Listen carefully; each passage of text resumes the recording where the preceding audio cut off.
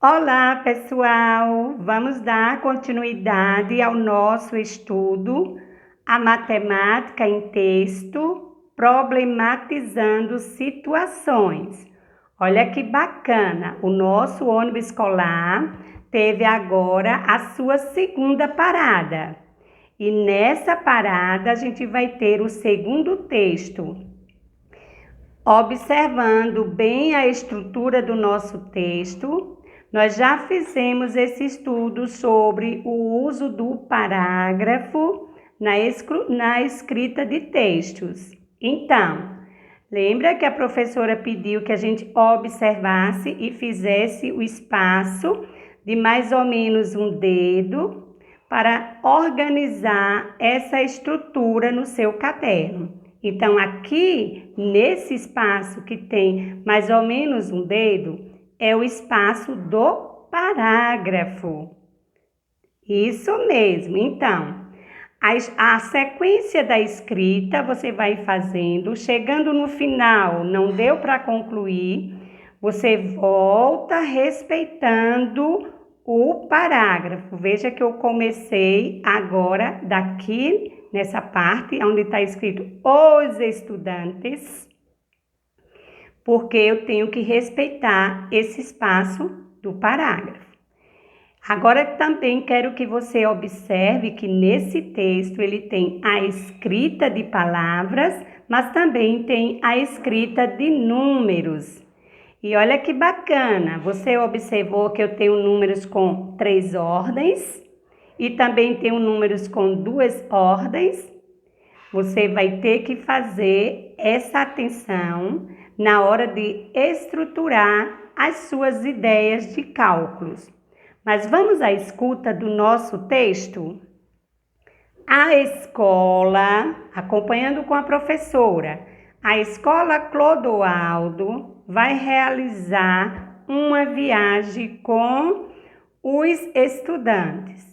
A escola tem 282 estudantes, mas só poderá levar 64.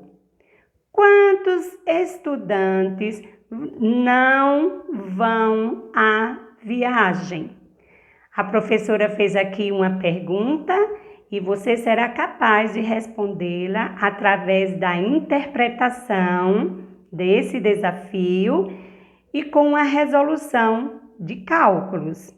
Então, qual é a quantidade de estudantes da escola? 282. Aqui eu tenho um número com 3 ordens: unidade, dezena, centenas. Nas unidades, eu tenho 2 unidades, 8 dezenas e 2 centenas.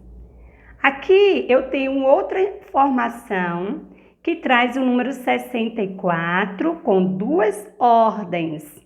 A primeira, a unidade, a segunda, a dezena.